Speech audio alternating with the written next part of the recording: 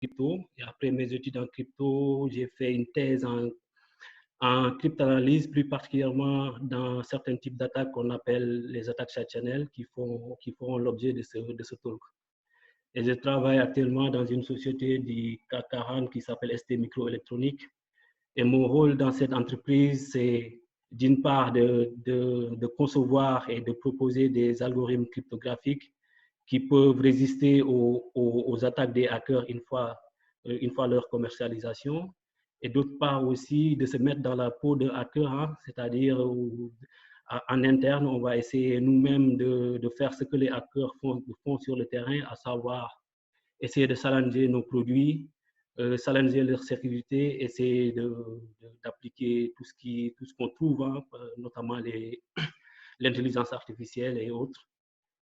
Et l'idée, c'est, comme on dit au foot, hein, la meilleure façon de se défendre, c'est d'attaquer. Et donc, nous, on est dans ce truc, on essaye de challenger nos produits avant leur commercialisation. Comme ça, une fois qu'ils sont remis aux clients, qui peuvent être Apple ou Samsung ou je ne sais pas, on a plein de clients, ça se trouve, vous utilisez nos produits tous les jours sans le savoir. Et l'idée, c'est d'améliorer leur sécurité, en fait. Donc voilà, ça c'était rapidement pour me présenter. Je vais enlever la vidéo et on va rapidement rentrer dans le vif du sujet. Donc comme je l'ai dit, l'objectif de ce talk, c'est de montrer comment un hacker, par exemple, peut utiliser l'intelligence artificielle, qui est la spécialité de pas mal de personnes que j'ai entendues ici, comment on peut les utiliser pour, en fonction de, si c'est un hacker, comment il peut l'utiliser pour hacker nos composants microélectroniques, que ce soit nos téléphones ou nos cartes bancaires, ainsi de suite, ou pour les professionnels, comment utiliser l'intelligence artificielle pour améliorer la sécurité de leurs produits. Vous m'entendez? Oui, on t'entend très bien. Ok, donc pour cela, l'agenda est le suivant. On va d'abord contextualiser, hein, et faire une petite introduction. Après, on va parler des attaques side channel, les définir, qu'est-ce que c'est, parler des limites des attaques side channel et montrer comment le deep learning peut bypasser ces limites et aboutir à des attaques classiques qui ne marchaient pas, à des attaques en utilisant le deep learning qui marchent. OK. Donc, pour introduire rapidement, comme vous le savez, les composants microélectroniques ou circuits intégrés ou cartes à puce sont omniprésents dans la vie de tous les jours, hein. Ça fait partie des objets qu'on utilise le plus dans ce monde, hein. On les trouve partout, que ce soit pour du bancaire, pour du mobile security, pour de l'ID avec nos cartes bancaires biométriques, cartes d'identité biométrique, carte vitale, passeport. On les trouve aussi dans les avions semi-autonomes, on les trouve dans les voitures, ainsi de suite, comme j'ai essayé de le représenter sur ce slide. On le trouve aussi beaucoup dans l'IoT et la plupart de ces composants microélectroniques stockent ce qu'on appelle des données confidentielles, ce qui en font des cibles privilégiées pour les hackers de tous bords. Et donc, on voit que ces composants ont besoin d'avoir une sécurité qui tient la route. Et d'habitude, pour assurer la sécurité de ces composants microélectroniques, on utilise ce qu'on appelle la cryptographie. La cryptographie, c'est juste un domaine mathématique qui permet de brouiller de l'information numérique, hein, de telle sorte que si on n'est pas le destinataire, si on reçoit un chiffré, on est incapable de l'exploiter. En gros, grossièrement, c'est ça la définition de la cryptographie. C'est ce qu'on utilise pour assurer la sécurité des composants microélectroniques. Et en cryptographie, il y a deux grandes familles en fonction de l'application qu'on veut faire, hein. Il y a ce qu'on appelle la cryptographie symétrique. Symétrique, pourquoi? Parce qu'en fait, la même clé qui sert au déchiffrement va servir qui sert au chiffrement va servir au déchiffrement. Par exemple, ici, sur l'exemple à droite, si Bob veut envoyer un message à Alice, il va utiliser un algorithme symétrique. Il va encrypter son message via cet algorithme avec la même clé que va utiliser Alice pour décrypter son message, et Alice utilise cette clé pour récupérer le message qu'a envoyé Bob. Et donc, c'est ça qu'on appelle cryptographie symétrique, parce que la clé sert à la fois à déchiffrer et à chiffrer. Et parmi les algorithmes de cryptographie symétrique, peut-être vous en avez entendu parler, hein, il y a un algorithme qui est assez connu et assez utilisé qu'on appelle l'AES. Et cet algorithme, il est utilisé dans pas mal de domaines comme standard, par exemple dans les systèmes d'information des gouvernements, dans le banking, dans le mobile security, excusez-moi, pour faire du Wi-Fi et plein d'autres applications. Et pourquoi on applique cet algorithme pour protéger ces composants microélectroniques? Parce que théoriquement, cet algorithme assure une sécurité. Par exemple, ici, si on récupère le chiffre de Bob, ici, qui est une suite aléatoire d'hexadécimales, hein, si quelqu'un le récupère, il n'existe pas de méthode mathématique permettant de remonter au message d'origine ici, Hello Alice. Et donc, même si on le récupère, pour le faire, il faudrait des milliards d'années pour craquer ce système. Donc, on voit bien que cet algorithme assure une sécurité théorique. Il existe aussi d'autres algorithmes cryptographiques qu'on appelle les algorithmes asymétriques, où là, contrairement à tout à l'heure, pour chiffrer, on a une clé qui est différente de la clé de déchiffrement.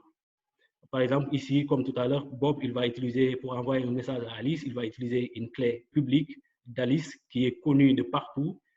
C'est ce que vous utilisez, par exemple, quand vous envoyez des mails PGP, c'est ces algorithmes que vous utilisez. L'expéditeur utilise la clé publique du destinataire et le destinataire va utiliser sa clé privée qu'il est le seul à connaître, en fait, pour décrypter. Et parmi ces algorithmes, on a pas mal d'algorithmes qui sont connus de presque partout, hein, qu'on appelle la RSA ou les ECC, la cryptographie basée sur les courbes elliptiques. On utilise notamment sur un domaine qui est assez connu actuellement, qu'on appelle le Bitcoin. On l'utilise aussi pour faire de la signature numérique dans d'autres applications, dans pas mal d'applications. De la même façon que pour les algorithmes cryptographiques symétriques, ces algorithmes aussi assurent ce qu'on appelle une sécurité théorique, qui sont basés sur la factorisation des grands nombres.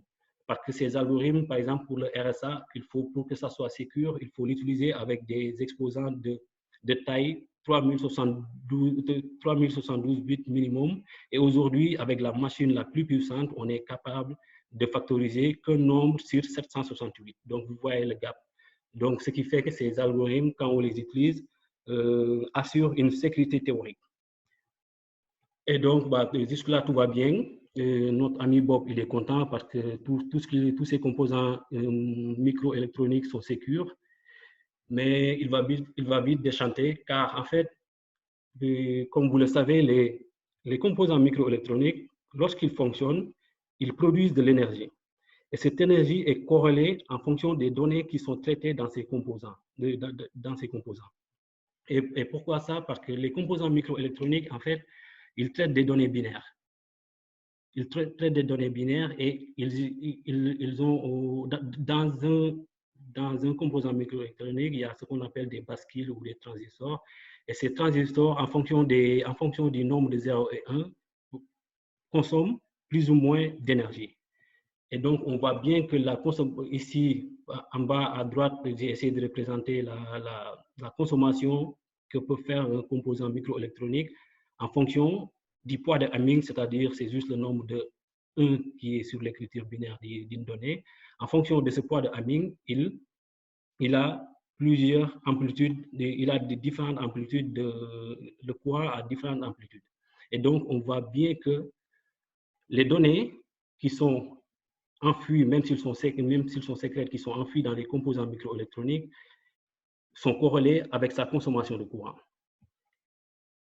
On a aussi ces composants, lorsqu'ils fonctionnent, émettent ce qu'on appelle des radiations électromagnétiques qui sont directement aussi corrélées aux données qui sont en train d'être traitées.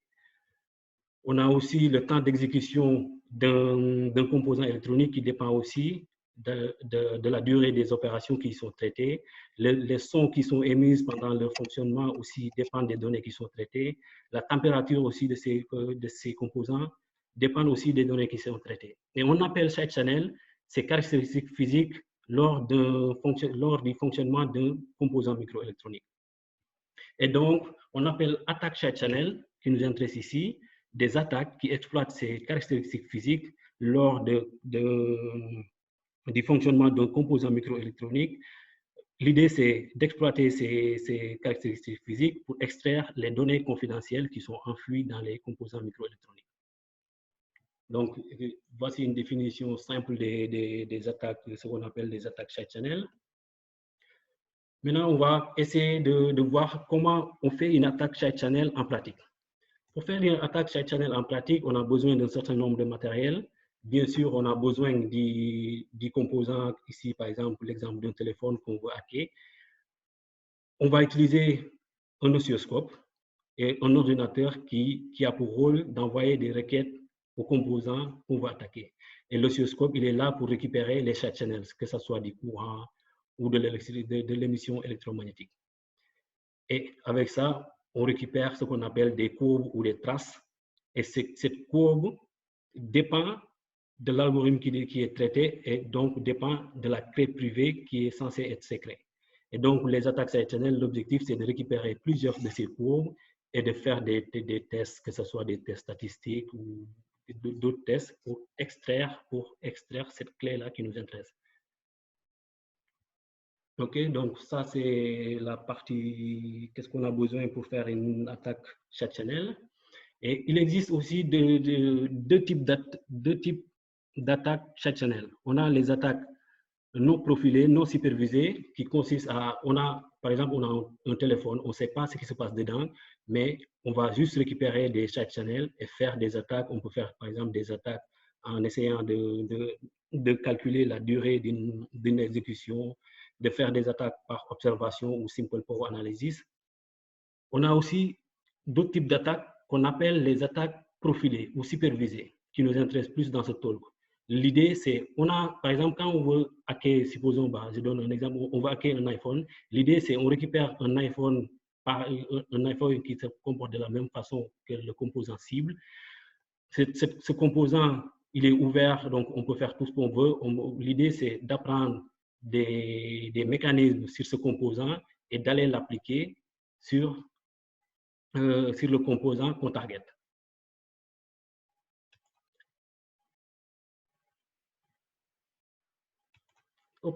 Pardon, j'ai regardé juste les chats.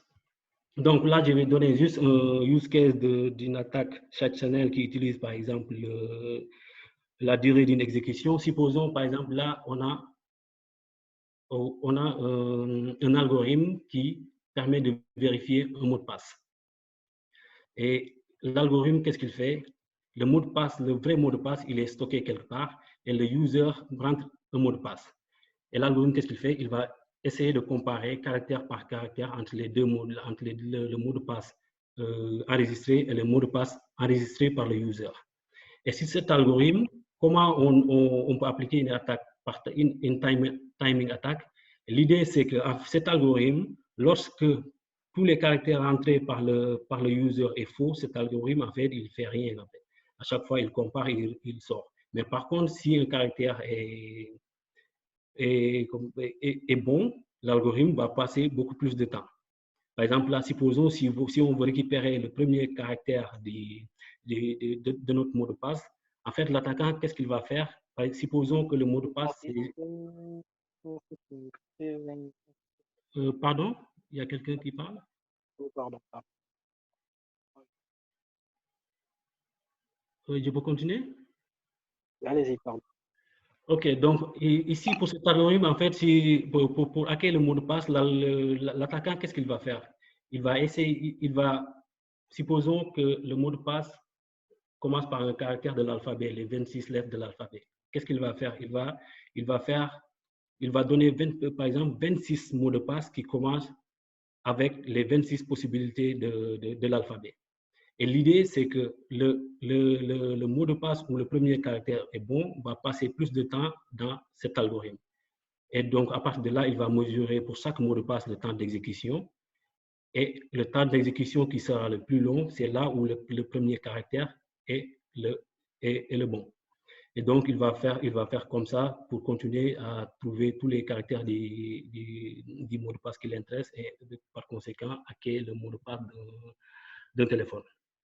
Et ça, c'est ce qu'on appelle une attaque timing qui est basée sur la durée d'exécution d'un algorithme.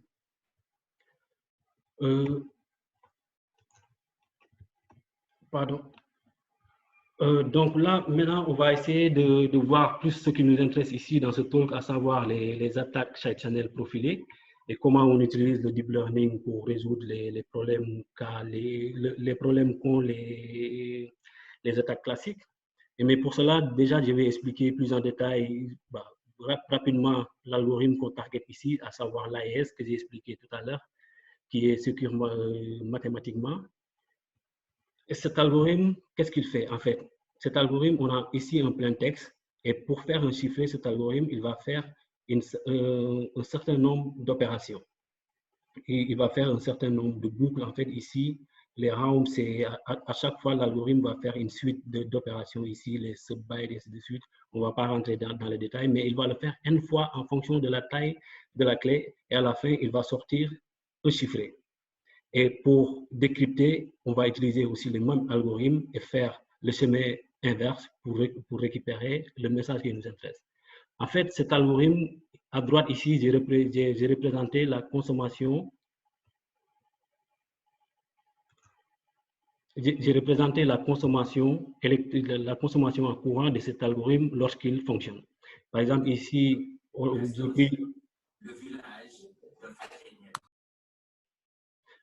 Pardon? En fait, on ne voit plus le partage. Est-ce que le chat est parti? Ouais. Ah ouais? Hop, attends, je vais repartager.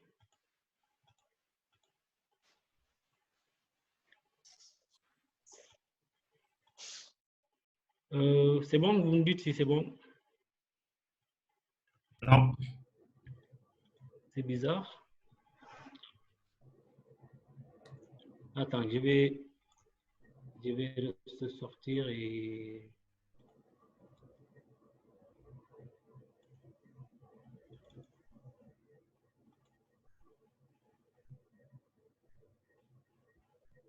Voilà, share screen.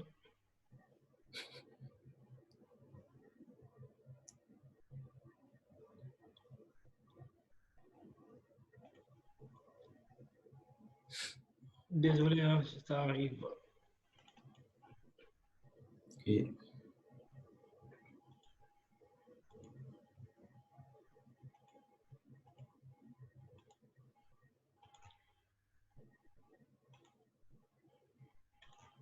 Ok.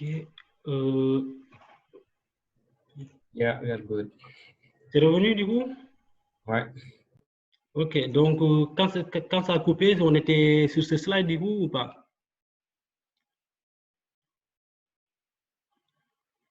Allô? Ouais, c'était ça, ouais. Ok, donc là, j'étais en train d'expliquer le fonctionnement de l'algorithme AES et ici la consommation électrique de cet algorithme. Par exemple, ici, on voit des paquets, on voit 10 paquets qui correspondent à l'exécution de cet algorithme, l'AES, qui est fait avec une clé de 128 bits. Quand on fait un AES de 128 bits, on fait ces tours, on les fait 10 fois. Et c'est ces tours qu'on voit là sur la consommation de courant. Et pour attaquer cet algorithme, en fait, on target la première opération ici, le sub-byte, qui est ici à gauche. C'est l'opération la plus intéressante à attaquer. Et pourquoi? Parce que cette opération, qu'est-ce que ça fait en fait? Ici, la partie qui est connue, c'est le message d'entrée. Et ici, on a la clé qui est représentée en bytes, comme c'est 128, donc on a 16 bytes ici. Et comme le message aussi, c'est 128, on a 16 bytes ici. Et cette opération, qu'est-ce que ça fait? Il va faire l'XOR de la clé et du message byte par byte. Il va sortir un résultat, et ce résultat est passé dans une boîte qu'on appelle SBox, qui est juste une fonction linéaire en fait. Et à la fin, cette fonction linéaire va sortir un résultat. Et pour modéliser ce calcul, en fait, ici, le S, la sortie des SBox, c'est la sortie de cette boîte SBox, c'est juste l'SBox de l'XOR entre le message et la clé byte par byte. Et l'objectif pour faire une attaque side-channel sur cet algorithme, qu'est-ce qu'on fait? C'est qu'on va faire tourner plusieurs AES sur un composant cible. On va récupérer ici ce que j'ai représenté ici, le leakage model, à savoir la consommation de courant ici, par exemple. Et l'idée, c'est de faire une attaque non profilée, c'est-à-dire on va récupérer un composant ouvert, on va faire plusieurs requêtes de cet algorithme et par conséquent de l'opération byte que je viens de montrer. Et l'idée, c'est de voir, c'est de profiler la consommation pour chaque produit. Comme c'est une opération qui se fait par byte, donc les possibilités, c'est 0 jusqu'à 255. On a 256 possibilités. Et l'idée, c'est de récupérer des exemples d'exécution de chaque possibilité, donc de chaque classe. Et à la fin, on va modéliser chaque classe. Par exemple, on va dire, on va récupérer 100 courbes qui correspondent à 0. Et on va essayer, le plus simple, c'est de calculer, par exemple, la moyenne des courbes qui concernent la classe 0 et la matrice de convergence, par exemple, des courbes dont la clé est 0. Et donc, ça va être ça, l'identité de ces courbes-là. Et ça, on va le faire pour toutes les classes possibles. Et pour la partie attaque, pour attaquer, on va récupérer notre composant cible. On va récupérer aussi la consommation de courant pendant l'exécution de cet algorithme. Et l'idée, c'est quand on va récupérer cette consommation de courant, on va le comparer par rapport à ce qu'on a déjà profilé, à ce qu'on a déjà modélisé. Par exemple, on récupère une nouvelle trace, on va dire, attends, cette classe-là, on va calculer sa distance, la probabilité qu'il appartienne à l'ensemble des 256 classes. Et pour chaque classe, on aura une probabilité. Et l'idée, c'est que la bonne hypothèse va sortir avec une plus grande probabilité. Et l'avantage aussi ici, c'est que ce test, on peut le faire plusieurs fois. L'idéal, c'est de le faire une fois et trouver la clé. Mais si on ne peut pas le faire une fois, on peut le faire, par exemple, plusieurs fois et accumuler de l'information au fur et à mesure. Au lieu d'avoir un seul vecteur de probabilité, on aura, par exemple, n vecteurs de probabilité et on va faire un produit de toutes ces probabilités et espérer qu'à la fin, la bonne hypothèse sorte avec la plus grande probabilité. Et par exemple, là, sur ce slide, j'ai essayé de montrer le résultat d'une attaque qui target l'opération que j'ai montrée. Ici, chaque couleur correspond à l'évolution en fonction du nombre de tests qu'on a fait de chaque byte.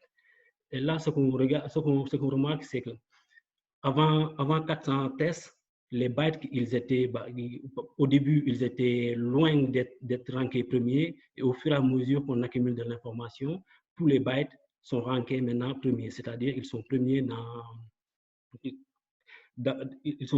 nos tests. Et donc, à partir de là, on a retrouvé la clé entière parce que tous les bytes de la clé sont maintenant rankés premiers.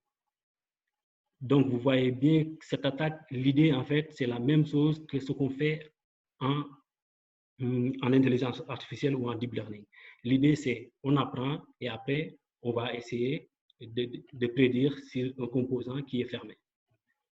Et donc, si cette attaque, on voit bien que ça marche, mais comme toute attaque, on a des contre-mesures qui vont permettre de faire échouer cette attaque. Par exemple, l'attaque que j'ai montrée tout à l'heure, pour le faire échouer, ce qu'on fait, il y a des techniques qu'on appelle le masking, le masquage des données. En fait, l'idée, c'est la fonction subbyte que j'ai montrée tout à l'heure, l'opération subbyte, au lieu de le faire uniquement avec l'XOR du byte de la clé, XOR le byte du message, en fait, on va rajouter du random qui est généré automatiquement et pour chaque exécution par la carte à l'intérieur, parce que dans les cartes, il y a ce qu'on appelle des TRNG, des sources d'aléas en fait, qui peuvent nous permettre de récupérer des randoms pour chaque exécution, autant de randoms qu'on veut. Donc l'idée ici, c'est au lieu de faire l'XOR directement, on va faire l'XOR du byte du message, XOR un random, du byte de la clé, XOR un random. Et de ce fait, la consommation électrique que va récupérer un hacker va être décorrélée des vraies données, en fait, ici notamment de la clé. Il ne dépend plus directement de la clé, mais il dépend de la clé XOR une quantité aléatoire qu'on ne connaît pas. OK? Donc, ça, c'est une première façon de contrer l'attaque que j'ai montrée tout à l'heure. Une autre façon aussi de contrer l'attaque que j'ai montrée tout à l'heure, c'est ce qu'on appelle les contre-mesures environnementales. Par exemple, parmi ces contre-mesures, on a ce qu'on appelle du jitter. En fait, le jitter, ce qu'il fait, c'est que, par exemple, l'opération que j'ai montrée tout à l'heure, au lieu de le faire de façon continue, on va le faire étape par étape et aléatoirement, on va venir faire des pauses. Par exemple, on va faire le byte 1, faire une pause, faire une moitié du byte 2, faire une pause, ainsi de suite. Et l'idée, c'est de décorréler, en fait, de faire de telle sorte que entre deux exécutions, les opérations qui nous intéressent ne se situent pas aux mêmes positions. Dans le même ordre d'idée, on peut faire aussi ce qu'on appelle du shuffling. Tout à l'heure, si vous vous souvenez, l'opération que j'ai montrée, en fait, l'opération, il était fait byte par byte et en ordre. Il va commencer le byte 0 jusqu'au dernier byte. Mais avec le shuffling, qu'est-ce qu'on va faire? On va exécuter l'opération des bytes, mais de façon aléatoire. On peut commencer par exemple par le byte 16, faire le byte 1, ainsi de suite. En fait, à chaque exécution, l'ordre des bytes traités change. Ce qui fait que quand un attaquant va utiliser la trace que je vous ai montrée tout à l'heure avec les 10 paquets, en fait, chaque byte peut se trouver à une position donnée, peut se trouver à 16 positions différentes. Et donc, ça va poser problème au type d'attaque que j'ai montré tout à l'heure, parce que ces types d'attaques, ils ont besoin d'avoir des courbes synchronisées, parfaitement synchronisées. C'est-à-dire, pour n courbes, les n positions, on aura la même donnée qui est traitée là-bas. Et avec ces contre-mesures, en fait, on enlève ces propriétés-là. Et les conséquences de ces contre-mesures, ça va être le suivant. En fait, ici, avant, sur des courbes AES sans contre-mesure, on voit que ici, on a plusieurs courbes qu'on a mis côte à côte. Toutes les instances sont parfaitement synchronisées. Et avec ces contre-mesures, qu'est-ce qu'on voit? C'est que, excusez-moi du terme, mais c'est un peu le bordel. On n'arrive plus à se situer. Et ces genres de courbes, si on les donne à un attaquant qui veut appliquer une attaque template, comme j'ai montré tout à l'heure, l'attaque ne va pas réussir. Il va se retrouver au lieu de tout à l'heure, il va se retrouver sur un résultat ici à droite.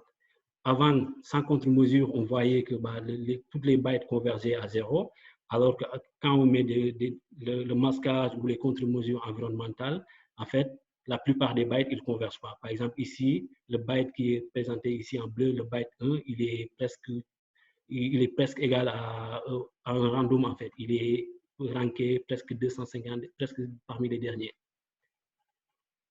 Et donc, c'est là où la communauté des cryptologistes, ils se sont dit, OK, donc maintenant, on a des contre-mesures qui permettent de lutter contre les attaques classiques qu'on connaît. Mais est-ce que c'est sûr que si nos produits, on décrète qu'ils sont sécures parce qu'on les a testés avec des attaques templates, ça ne marche pas, est-ce qu'on est prêt à les commercialiser, sachant que dans les hackers, ils peuvent utiliser d'autres techniques? Et à partir de ce moment, la communauté des cryptanalystes, ils ont commencé à regarder ce qui se passe de l'autre côté, à savoir ce que font les data scientists. Et l'idée, c'est, comme je l'ai expliqué tout à l'heure, pour faire une attaque template classique, on a besoin de faire deux parties. On a besoin de faire des signal processing, c'est-à-dire de faire ce qu'on appelle de la feature extraction.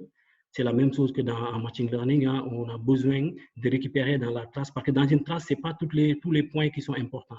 Il n'y a que certains points qui contiennent l'information. Et pour faire une attaque side channel classique, on a besoin de récupérer ces points. Mais comme on l'a vu sur les derniers slides, avec ces contre-mesures, ces points changent pour chaque exécution. On ne peut pas aussi faire du leakage modeling parce qu'avec le masquage, maintenant les courbes, ils sont plus corrélés directement à la clé XOR le message, mais ils sont corrélés à la clé XOR un random qu'on ne maîtrise pas, qu'on ne sait pas récupérer. Donc, ce qui fait que la partie le case modeling, il va échouer parce que au lieu, ici, ce qu'on sait, c'est juste la clé et le message pour la partie profiling, mais le vrai modèle, c'est avec les M0 qu'on ne connaît pas.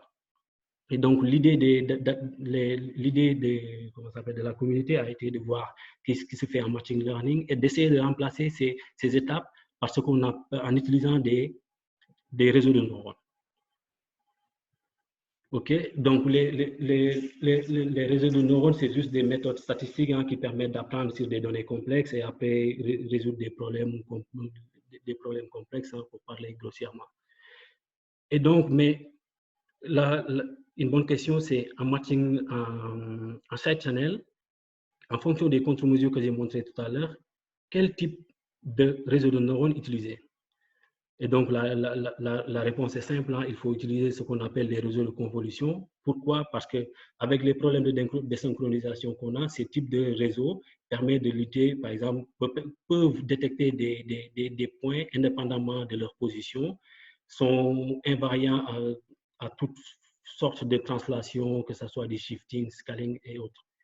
Et donc, la trouvaille, ça a été de remplacer la partie manuelle, en gros, des templates, les remplacer par un réseau de convolution, par un CNN, quoi. Et rapidement, pour ceux qui ne savent pas comment ça marche un CNN, c'est juste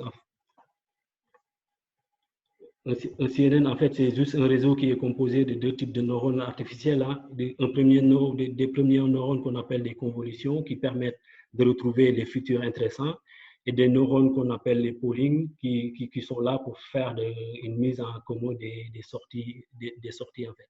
Et ces deux neurones, on peut les multiplier autant de fois qu'on veut et à la fin, on utilise ce qu'on appelle les réseaux, les MLP, les réseaux complètement connectés. Et à partir de là, on va prédire, par exemple ici, que c'est un chèvre, que ce n'est pas un chat ou un lion, en fait. On espère que sur les sorties, que la probabilité que ce soit une chèvre soit plus élevée que les autres. C'est la même façon, c'est la même chose que sur les attaques templates que j'ai montré tout à l'heure. Et l'autre problème aussi qu'on avait au début, c'est comment trouver un modèle qui va permettre de résoudre le problème qu'on a. C'est-à-dire, on a des courbes qui sont désynchronisées, on a un modèle, on a des labels qui ne sont pas les vrais labels, et comment trouver un réseau efficace qui permet de faire fi de tout ça et récupérer l'information qui nous intéresse. Et ce qu'on fait, c'est ce que font la plupart des data scientists. On va utiliser des techniques qui permettent de retrouver des réseaux en fonction de notre problème, de retrouver des réseaux de façon automatique.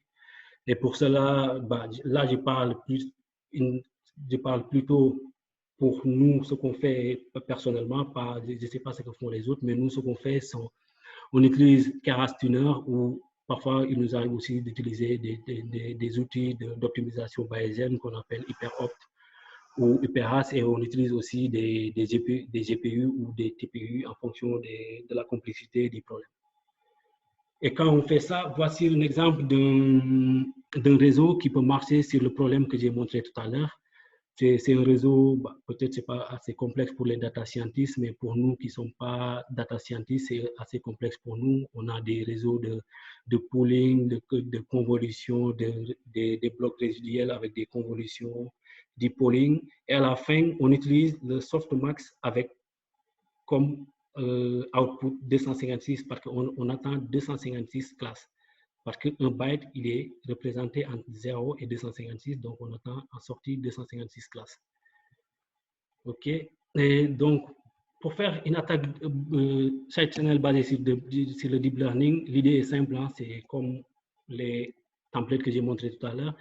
On récupère notre composant qui est ouvert, on fait l'acquisition de plusieurs courbes d'AES, et pour chaque courbe d'AES, on va les labelliser par rapport à ce que fait l'opération XOR, c'est-à-dire le message XOR la clé. Et on a pour chaque courbe les labels et on fait rentrer tout ça dans un CNN. Et à la fin, pour la partie attaque, on récupère le composant qu'on veut craquer. On récupère, comme tout à l'heure, des traces d'AES. On ne connaît pas les clés de ces traces, mais la clé est fixe. Hein. Quelle que soit on ne le connaît pas, mais elle est fixe. Donc, on peut faire le test plusieurs fois. On le rentre dans le modèle qui va nous dire cette trace. Moi, je vois que son poids de Hamming, par exemple, le plus probable, c'est ici 6. C'est 6 qui est plus probable, qui sort avec une plus grande probabilité que les autres. Et l'idée, c'est de répéter, comme dans le cas des attaques templates, de répéter ce mécanisme plusieurs fois. Et pour chaque test, on récupère 256 valeurs de probabilité. On les multiplie, mais pour éviter la multiplication et éviter d'avoir des valeurs extrêmes, on utilise ce qu'on appelle le logarithme. Au lieu de faire la somme des probabilités, au lieu de faire la multiplication des probabilités, on va faire la somme des logarithmes des probabilités. Et à la fin, si notre réseau est bien adapté, la bonne hypothèse va sortir avec une plus grande valeur comme ici. Ici, par exemple, c'est 42 qui est la bonne valeur de byte qui est largement supérieure aux autres qui sont ici avec une valeur 21, alors que les autres, ils dépassent à peine 5. Et donc, comme tout à l'heure, hein, là, j'ai mis à gauche les résultats sur ce même modèle, sur ces mêmes courbes avec les attaques classiques templates. On voit que l'attaque n'était pas réussie, on n'arrivait pas à récupérer les bytes. Mais quand on applique les deep learning, on se retrouve, comme tout à l'heure, sur le cas sans contre-mesure, c'est-à-dire même avec les contre-mesures, les réseaux de neurones sont capables de retrouver l'information secrète. Et ils le retrouvent assez rapidement, par exemple ici, à 400 courbes, notre réseau récupère tous les bytes à 400 courbes.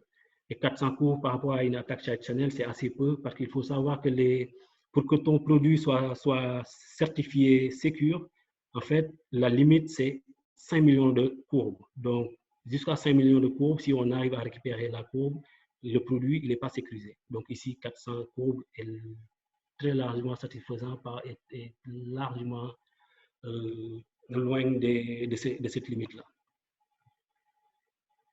OK, donc là, j'ai essayé de représenter le résultat d'un byte, mais en utilisant 3 types d'attaques side channel. En utilisant les réseaux de neurones ici, en bleu, où on voit que le byte converge, en utilisant des attaques qu'on appelle des CPA, Correlation Power Analysis. L'idée, c'est juste, en fait, on a des traces réelles et on va essayer de les comparer avec un modèle mathématique et faire la corrélation entre les deux. Et si ça marche, normalement, la trace CPA aurait dû converger comme sur l'exemple CNN. Et on voit aussi qu'il n'y a que les attaques basées sur le deep learning qui marchent, alors que les autres, ils sont classés vers les 150e, donc ils ne convergent pas. Donc, tout ça pour dire que dans la communauté, depuis l'utilisation des deep learning, on est passé des composants qui étaient déclarés, entre guillemets, sécures à des composants qui sont plus sécures du tout. OK, donc là, je vais rapidement présenter une autre façon d'utiliser le deep learning en side channel qui est un peu différent du cas précédent. Ici, on n'a pas de composant ouvert. En fait, on a un composant, on a volé un téléphone, on ne sait pas comment ça marche. Et l'idée, c'est d'utiliser aussi les deep learning, mais pas de façon supervisée, mais de façon non supervisée. En fait, l'idée, c'est on va collecter, comme tout à l'heure, comme chaque fois, on va collecter des traces. Et là, ce qu'on va faire, c'est qu'il n'y aura pas de partie training, il y aura juste une partie attaque. Et la partie attaque, il va se faire en faisant des trainings, en fait. Ce qu'on va faire, c'est qu'on va se dire, allez, pour un byte, il y a 256 possibilités. Donc, j'ai dit, attends, je fais toutes les possibilités. Je commence par dire que mon hypothèse est égale à 0. Donc, à partir de là, je fais un modèle qui avec comme K égale à 0 ici. Les D1, c'est les messages, donc je les connais. Je labellise comme ça et je fais un training. et je garde les accuracies, les métriques d'un côté. Je fais la même chose en supposant que mon byte est égal à 1, je fais un training, je le garde de côté. Et à la fin, l'idée, c'est que la bonne hypothèse va sortir des métriques qui seront beaucoup plus élevées que les autres qui sont différents de la bonne hypothèse. En termes de résultats, voici ce qu'on peut obtenir. Par exemple, ici, on voit que la bonne hypothèse ici, l'accuracy de la bonne hypothèse ici en rouge, il dépasse largement les autres qui sont aux alentours d'un certain nombre, hein, qui sont tous regroupés en un certain nombre qui évoluent plus, alors que à chaque fois, la bonne hypothèse, par exemple, pour le premier byte, l'accuracy est supérieure aux autres. Pour le byte 2, pareil, pour le byte 3, pareil, et pour le byte 4, pareil. Et c'est comme ça qu'on va faire pour tous les bytes et récupérer l'information secrète qui nous intéresse. OK, donc là, j'ai essayé de mettre quelques applications réelles, hein, des attaques side channel. Les attaques side channel, les hackers, ils les utilisent pour récupérer des clés d'encryption, pour pouvoir déchiffrer des messages qui sont pas destinés à eux. On peut comme les cas que je viens de montrer, on peut les utiliser aussi pour injecter du SQL, hein, sur les bases de données pour créer un peu le bordel. On peut les utiliser aussi pour voler des mots de passe, comme j'ai montré tout à l'heure avec l'exemple du mot de passe, pour récupérer les mots de passe des PC, des ordinateurs, ainsi de suite. On peut les récupérer aussi pour récupérer dans les crypto-wallets, dans les bitcoins, récupérer les private keys et signer des opérations comme si la clé était à nous alors qu'on l'a volée. Donc là, c'est juste des cas pratiques d'application. Il y en a d'autres cas que je n'ai pas représentés ici. Et donc, les messages qu'on a appris, en tout cas nous de notre côté, c'est que depuis l'apparition de l'intelligence artificielle, notamment du deep learning, tous nos produits, que ce soit les produits qui sont sur vos iPhones, sur vos cartes bancaires, tous les produits qu'on avait, que des organismes gouvernementaux avaient certifiés sécures, ne le sont plus.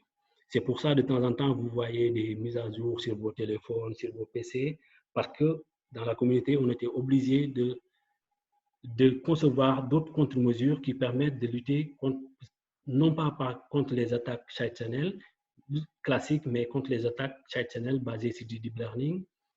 Et le problème qu'on a aussi dans la communauté, c'est que comme le deep learning à la base, il n'a pas été fait pour nos problèmes à nous, c'est un peu difficile de trouver des modèles qui sont adaptés pour les attaques side channel, mais avec les puissances de calcul qu'on a avec des TPU, des GPU, on arrive tant bien que mal à trouver des modèles qui font le boulot. Et comment ça s'appelle? Le succès vient de l'automatisation, en fait. L'idée les recherches qui sont en train d'être menées dans la communauté, c'est en fonction des cours que je récupère, comment je fais, comme dans la communauté des data scientists, hein, comment je fais pour savoir que ce modèle, pour savoir que ces cours, il faut que j'utilise un tel modèle avec tel nombre de réseaux, avec tel nombre de, je sais pas moi, de neurones, qui va faire que je pourrai récupérer l'information qui m'intéresse et donc challenger la sécurité de mon produit. Et juste pour dire que l'utilisation des deep learning sur les side channels est assez récent, on l'a commencé à partir des années 2016 et pour l'instant, on apprend, on essaie de voir qu'est-ce qu'on peut utiliser en fonction de tout ce qui a été proposé en intelligence artificielle pour améliorer la sécurité des composants microélectroniques. Donc voilà tout ce que je voulais partager avec vous sur l'utilisation du deep learning dans le contexte des side channels. Et donc s'il y a des gens qui sont intéressés pour aller plus loin dans le domaine, j'ai ici marqué quelques-unes de mes publications, hein, qui concernent les attaques du side channel et pour voir aussi les modèles, les méthodes qui permettent de lutter contre ces attaques, quelques brevets que j'ai posés au sein de mon entreprise aussi qui permettent de contrer ces attaques basées sur le deep learning. Merci pour votre attention et si vous avez des questions, je serai heureux d'y répondre. J'espère que j'ai été clair sur pas mal de questions. Si ce n'est pas le cas, vous pouvez poser vos questions. Hein. On va essayer de... OK. Merci beaucoup, Ibrahim. C'était vraiment très clair comme présentation. Je pense très intéressante. Pour moi, c'est la première fois que je vois ce genre de truc. Et je pense que les gens ont des questions. Par contre, ce qu'on va faire, comme on est un peu à court de temps là, on va laisser les gens poser des questions, mais pas beaucoup pour laisser la deuxième présentation. Je vois qu'il y a des gens qui ont plein de questions. Donc, ce qu'on va faire, c'est qu'on va utiliser l'option Raise Hand là. Donc, si vous avez des questions, vous utilisez l'option Raise Hand et on donne la parole à la personne qui a levé la main, quoi.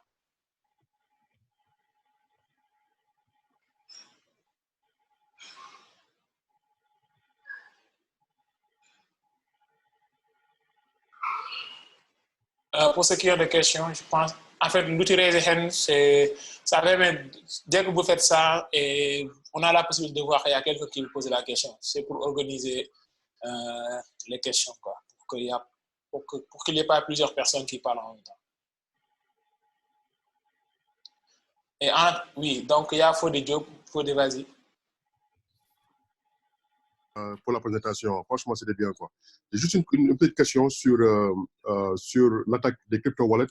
Est-ce que vous pouvez en fait expliquer un peu plus comment ça marche, en fait, si possible? En fait, oui, pour l'attaque des crypto-wallets, on peut le faire de plusieurs manières. Hein. On peut le faire, comme j'ai expliqué tout à l'heure, via des attaques templates. On peut le faire aussi via des attaques non supervisées. Hein. Et l'idée, en fait, c'est que les crypto-wallets, ils utilisent les courbes elliptiques pour faire la signature. Ils utilisent notamment un algorithme qu'on appelle la multiplication scalaire. Et cette multiplication scalaire, comment ça marche? En fait, il va faire des opérations, il va faire des additions et il va faire des additions et des doublings, c'est-à-dire des carrés, en fait. Et la suite de ces additions et de ces carrés est faite en fonction du bit de l'exposant, du bit du scalar, en fait.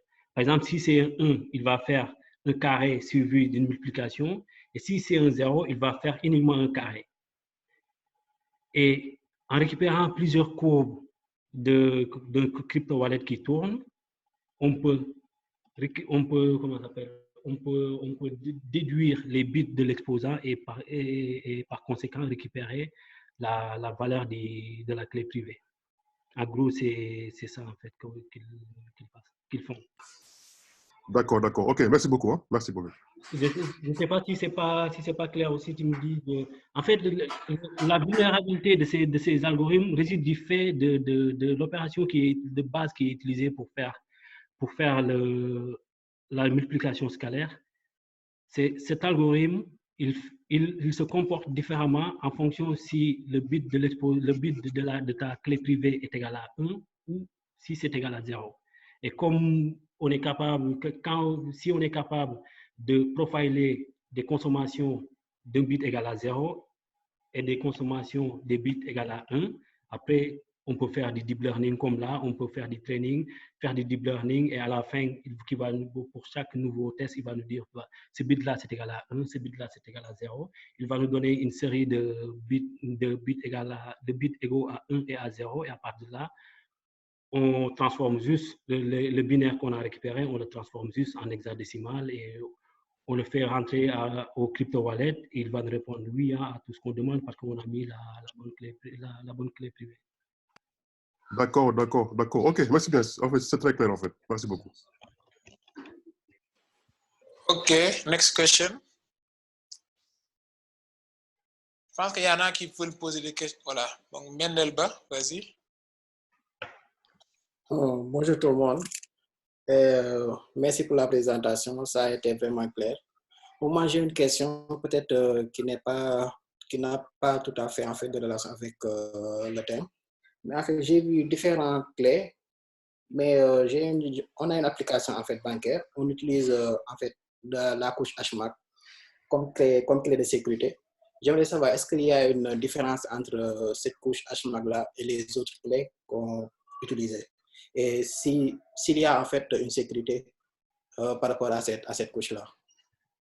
En fait, c'est pareil hein, pour tous les algorithmes cryptographiques, que ce soit dit HMAC, parce que le HMAC, ce que ça fait, c'est que ça va juste transformer la clé, il va l'écrire d'une autre façon. Hein. Et dès l'instant, en fait, le problème ne résout pas, c'est pas les algorithmes cryptographiques. Comme je l'ai dit tantôt, les algorithmes cryptographiques, ils assurent une sécurité théorique, une sécurité mathématique. Là n'est pas le problème, mais le problème, c'est que là où on les utilise, ces composants-là, ils se comportent d'une façon en fonction, en fonction des données qui sont traitées. Et dès l'instant qu'on est capable de récupérer ces phénomènes physiques, quel que soit le type d'algorithme, on est capable de retrouver la clé. Je ne sais pas si j'ai répondu à ta question. Ok, c'est clair. En fait, ce n'est pas le protocole qui pose problème. C'est juste, là, le problème, c'est qu'on ne sait pas faire un composant qui va se comporter de la même façon en fonction des 0 et des 1. Les composants microélectroniques, ils sont basés sur des technologies qui font que, en fait, comment ils fonctionnent. Ils récupèrent une donnée, ils le convertissent en une écriture binaire et ils vont faire des bascules en fonction de la suite des 0 et 1. Donc, en passant de 0 à 1, il se comporte d'une façon. En passant de 1 à 0, il se comporte d'une autre façon. En passant de 0 et resté à 0, il se comporte d'une autre façon. Et dès l'instant qu'on est capable de récupérer ces informations-là, quel que soit le type d'algorithme, c'est pas ça qui est important en fait. Quel que soit le type d'algorithme, on peut l'hacker. Merci.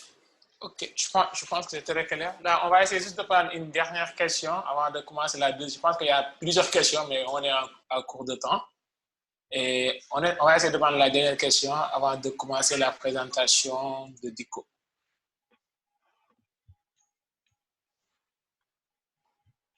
Donc là, pour l'instant, personne n'a levé la main. Moi, en attendant, je vais en profiter pour poser la question que peut-être la plupart des gens ont ici. C'est donc, si je comprends bien, tant que vous ou les électroniciens n'arrivent pas à créer des matériaux qui permettent comment dire, des bascules qui permettent d'avoir les mêmes comportements électriques selon qu'on traite du 0 ou du 1, on n'aura pas des algorithmes qui sont résistants à ces attaques side channel, n'est-ce pas?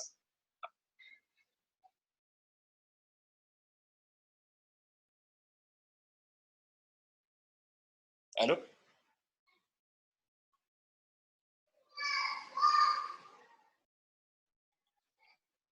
Tu m'entends dire non? Oui, j'ai posé la question. Je ne sais pas si Oui, tu as... oui, j'ai entendu. En fait, je disais, en fait, je ne veux pas être fataliste, mais le problème, c'est qu'aujourd'hui, on ne sait pas faire des composants qui vont se comporter de la même façon en fonction des données traitées. On peut rajouter des techniques hein, pour essayer de leurrer un peu, mais le problème, c'est que les composants de base, le fonctionnement de base des composants, c'est de différencier des 0 et des 1. On ne sait pas faire autrement. Et donc, je disais, je peux dire, c'est quasi impossible de se dire que mon composant, une fois qu'il est sur le terrain, il sera sécure à 100%. Non, malheureusement non. Ok, je pense que c'est clair. En tout cas, merci beaucoup pour la présentation.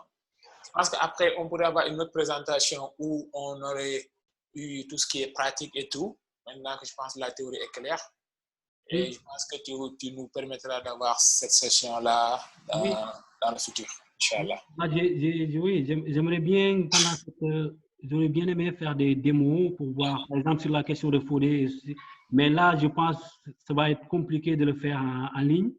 Mais une fois la fin du confinement, lorsque je serai au Sénégal, ce sera avec plaisir de faire une session physique où je pourrai faire des démos. Comme ça, au moins, les personnes pourront voir en live comment faire une attaque. Ça, y a pas Parfait. Donc, s'il vous plaît, faites-nous signe quand vous serez là et nous, on sera plus que ravis d'organiser ça. Pas de souci, les gars. Okay. En tout cas, merci beaucoup pour cette initiative. Hein. C'est top.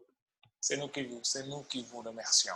Merci. Donc, Diko, je pense que si tu es prêt, on peut lancer la deuxième présentation.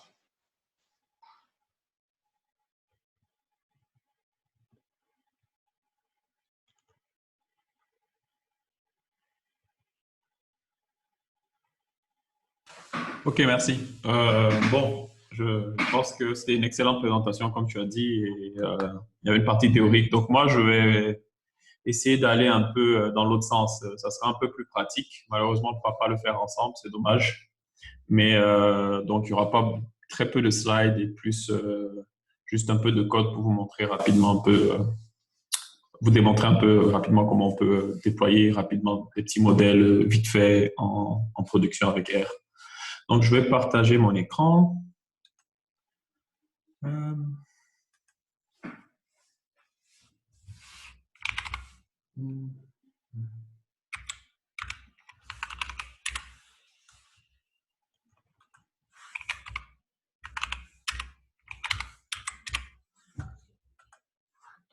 Vous voyez? Oui. OK.